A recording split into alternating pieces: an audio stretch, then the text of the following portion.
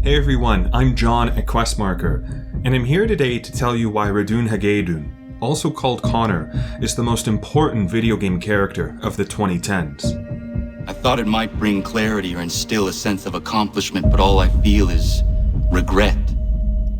Hold fast to that. Such sacrifices must never come lightly. I had to do it. Not only for my people, but for all the others Johnson would have harmed. Before we begin, I have a few small disclaimers. For Ratohnhaké's pronunciation, I'm going to be relying on Gazizio's voice actress, Tio Horn, who is a Mohawk woman from the Kahnawake Mohawk Reservation south of Montreal. She pronounces Ratohnhaké's name as Ratohnhaké, rise, we must go. Any other errors in pronunciations or historical facts are not deliberate and are entirely a result of me just being an idiot.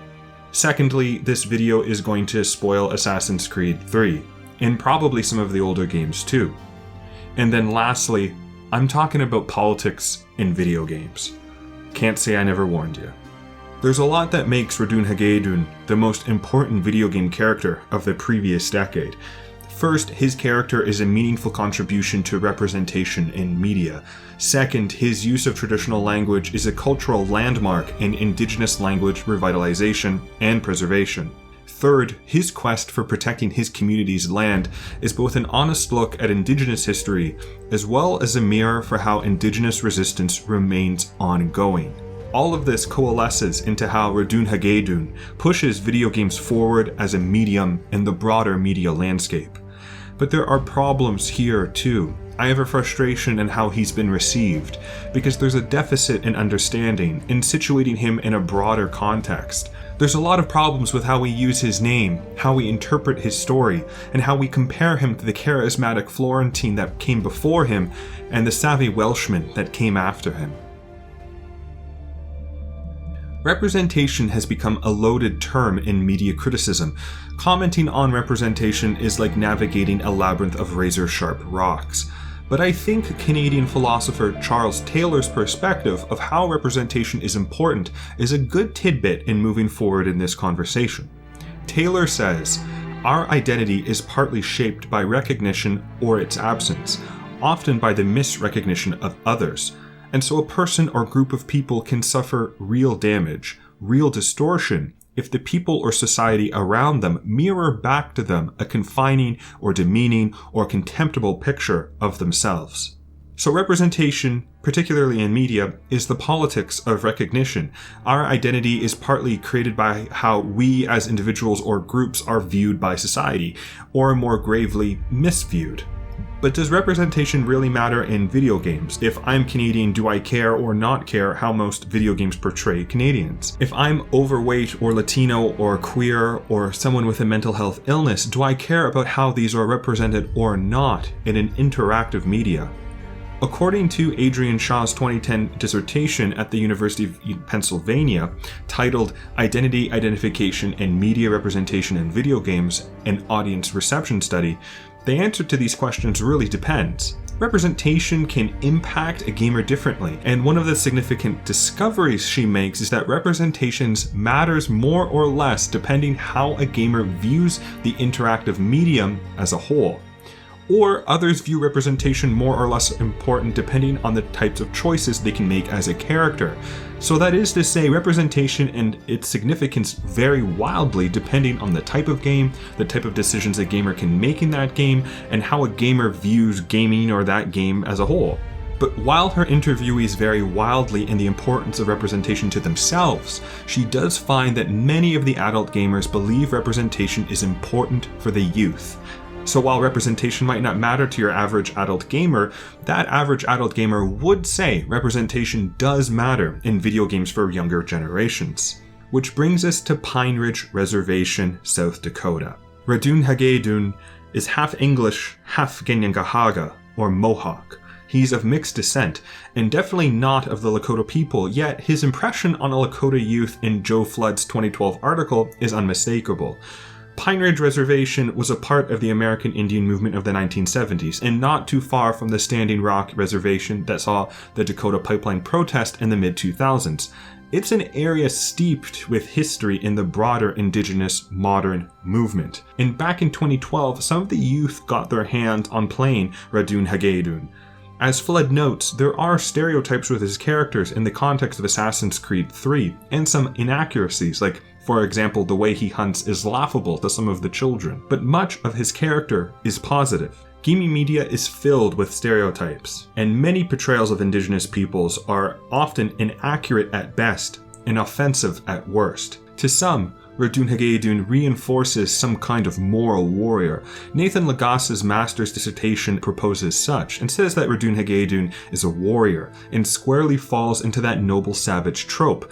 Moreover, he reinforces warriorhood in Indigenous masculinity, and in turn violence as a commonality, if not an obligation. This could make Ratohnhaké viewed as negative representation, but to some of these kids at Pine Ridge, the conversation of the noble savage never really came into existence, because representation can be as simple as, I could relate because he was an Indian and I was an Indian. The effort that game makers went into crafting Ratohnhaké isn't lost on Pine Ridge either. One of the teenagers on the reserve notes, you can tell in this game that they actually tried to get things right. Another says, you can tell they went and used the right language. Whether or not Ratohnhaké falls under the noble savage trope is perhaps not the most important part. Rather, it's the fact that there is ambiguity. There is a space that we can have this conversation. There's a complexity here, and it's in an Indigenous protagonist. While the gaming space has evolved incredibly and diversified plenty, when we look to major AAA releases and look to see who is being represented, who is being viewed, and who is representing us, well, Ratohnhaké first came to our consoles and our screens in 2012 as an Indigenous protagonist, and there haven't really been that many since in video games or in major blockbuster films. He might not matter to most of us, as Shaw's conclusion would support, but to me the fact he matters to some kids on a reserve in South Dakota, and likely many Indigenous kids across North America, is all that matters, is all that is needed to describe Ratohnhaké's importance. Ratohnhaké's first chapter is primarily performed in Ginian-Gahaga. Playing back through that sequence for the second time a few months ago was a mind-boggling experience. And then throughout the game, when Ratohnhaké talks with his clan mother, or childhood friend, or even in the final moments of assassinating Templars, Ginian-Gahaga reemerges as the language of choice.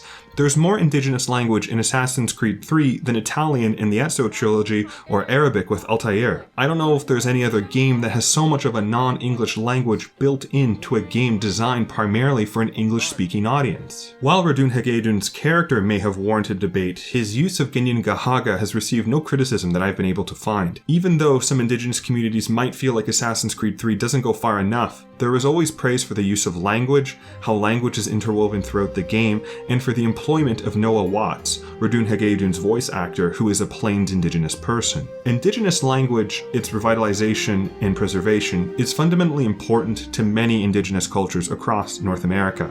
In Canada, the Indigenous Languages Act was passed in 2019 and was considered an important marker in the evolution of Indigenous rights and protections in my home country. Throughout the fabric of Canadian society, one of the most important cultural considerations around Indigenous peoples is the use of language.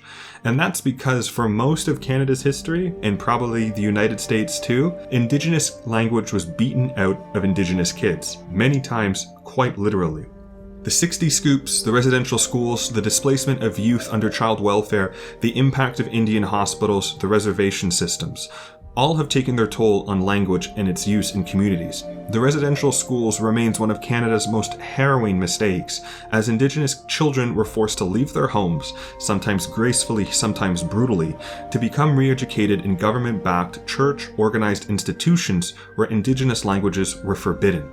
So when I play that sequence as young Ratohnhaké, who goes and plays hide-and-go-seek with his friends speaking Ginian-Gahaga,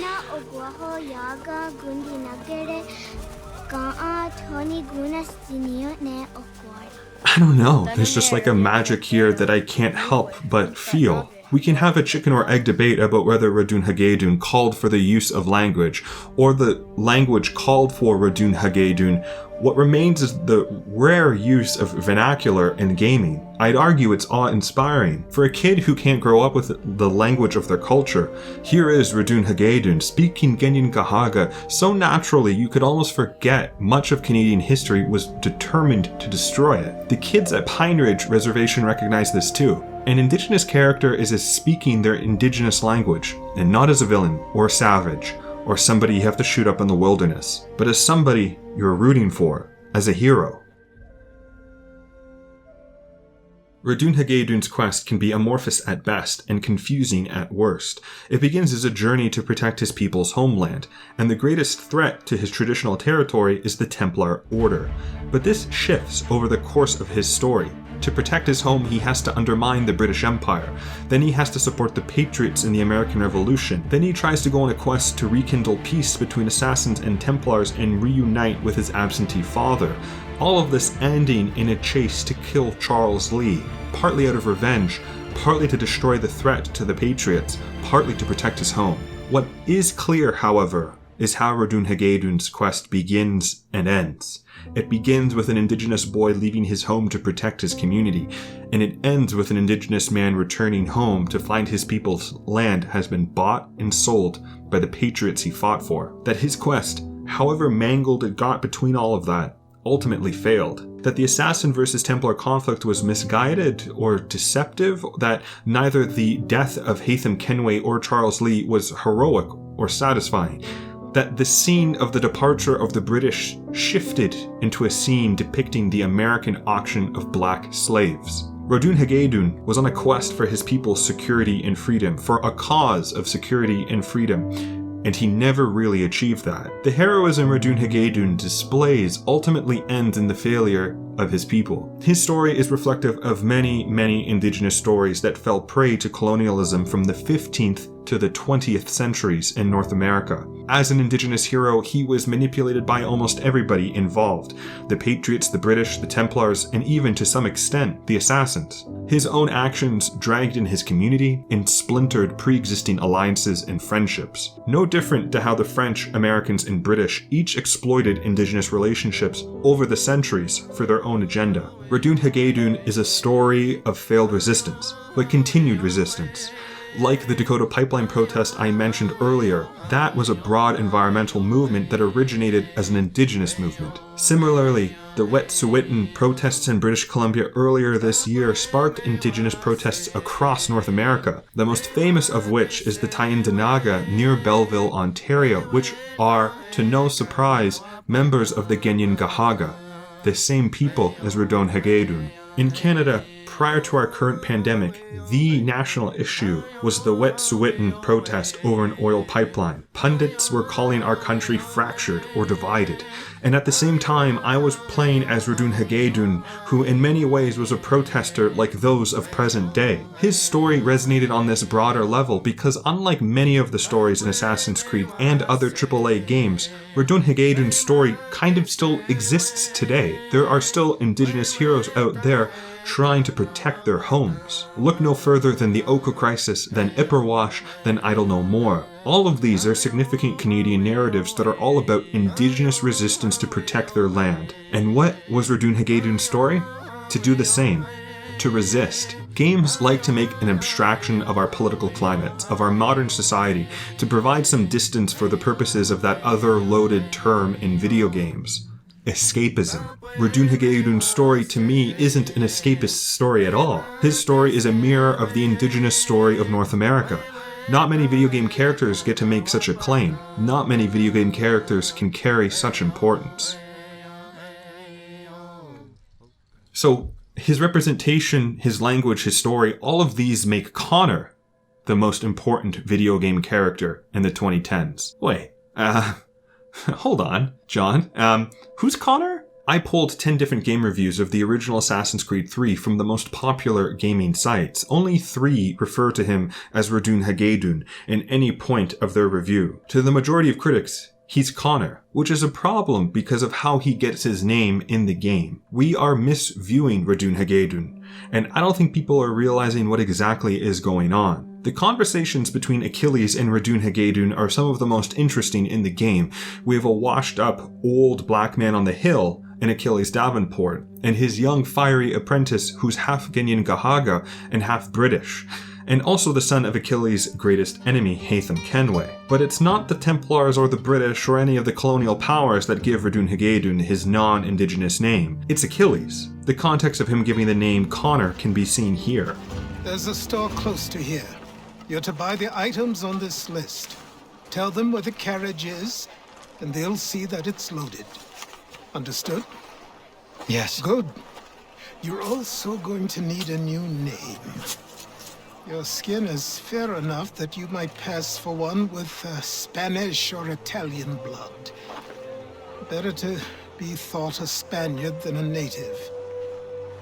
And both are better still than I. That is not true.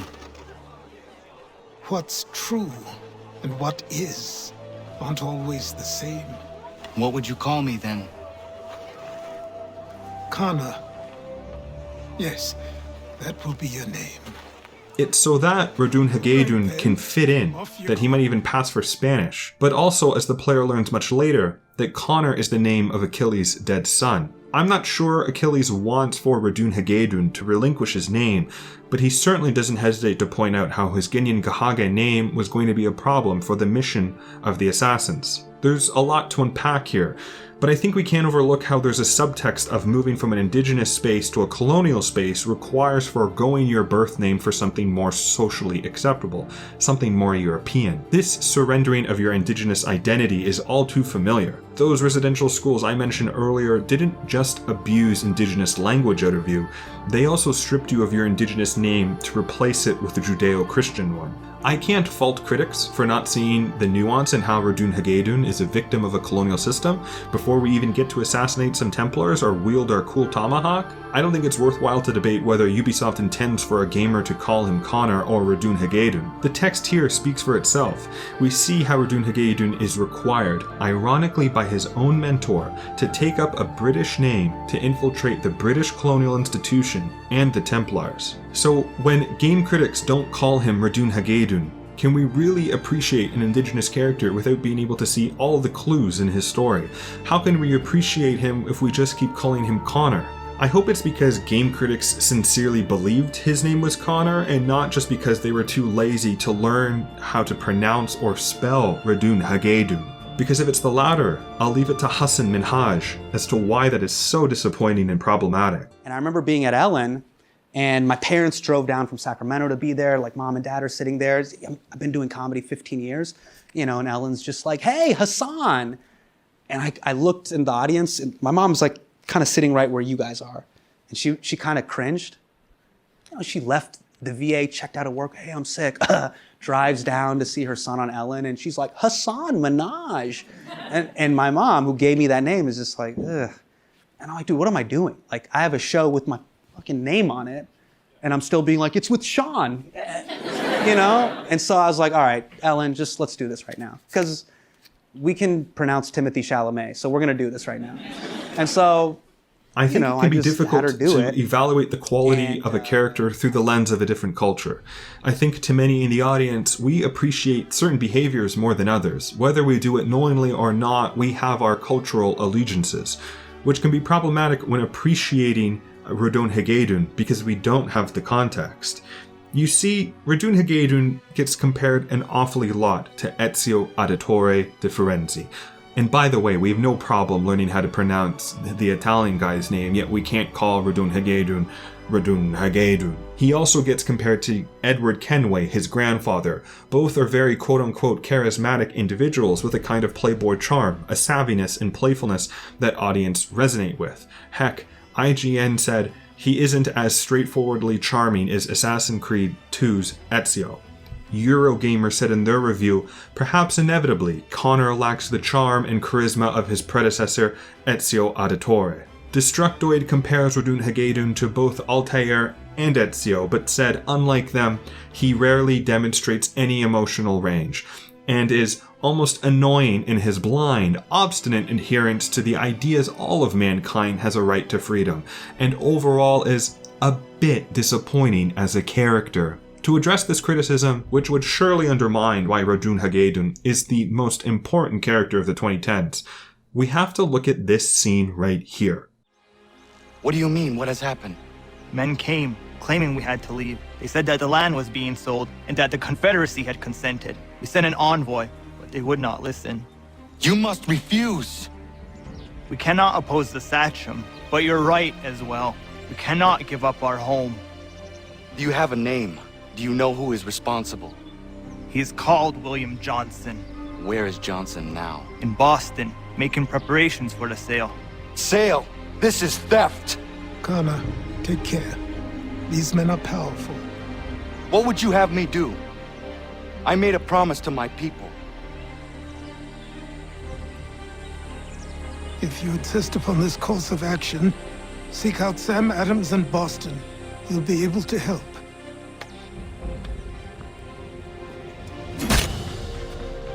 What have you done? When my people go to war, a hatchet is buried into a post to signify its start. When the threat is ended, the hatchet is removed. We need to unpack the significance of what exactly is going on here, because Ratohnhaké, as a warrior of his Ginian-Gahaga community, is making a formal declaration of war. That axe does not get removed until there's a post-credit scene when the Templar Order is finally defeated and the game quote-unquote is over. This is a legal declaration, and Ratohnhaké is now operating as an Indigenous legal actor. That means something to his character. Bear with me on this, but oftentimes in Western culture, we admire bravado in our heroes. We want them to do the right thing and to say the right things. Look no further as to why we enjoy the playboy wit of Ezio as he backs up his silver tongue with the violent efficiency against a corrupt papal order. Look no further than in Endgame when Tony Stark finally overcomes and, of course, has his classic line, "I am Iron Man." But we have to understand how Ratohnhaké's character fits into the broader Indigenous landscape. You see, back in 1992, Canada had a Royal Commission on Aboriginal Peoples and published a 4,000-page report on how to better address the concerns of Indigenous peoples in Canada. It found in many Indigenous cultures, including Ginian-Gahaga, that stoicism is often a sign of strength, that this is one of the values in those communities. So much of this, however, was framed in our cultural perception of Indigenous criminals and how they can be viewed by the broader public, but the principle of that value transfers over here. Because for much of Assassin's Creed 3, Ratohnhaké is a composed individual. He displays restraint, observation, and non-interventionism, which are all usually key traits for how respectful conduct is to occur in order to maintain personal dignity. As one of my favorite university professors used to say, "So what? So what, John? Who cares?" And to which I would say to that question, I think all of this just provides a different context for viewing Ratohnhaké and how criticism of his character fails to contextualize his indigeneity. Comparing him to Ezio is holding an Indigenous character to European standards, and there has to be some small irony in that. It also means that game journalists often lack this contextualized understanding when making their reviews. And I don't say it's their fault, because to most gamers they just want to know, is it fun? Is it emotional? Does it run well? Not how it appreciates broader societal thought or criticism. And all of this might not even be grounded in ignorance either, and that's fair. Ratohnhaké's writing isn't perfect either. It could just be, as PC Gamer said, Connor will simply get some slack for not being Ezio. But I often wonder too, if Ratohnhaké told more jokes, would more gamers have liked him? To me, Ratohnhaké always felt like somebody who was believable in that world, and who seemed closely aligned with Indigenous ideals of strength. He was at war. He wasn't going to be making quips or cracking one-liners. To me, that seems more real, and reinforces why I think he's so important.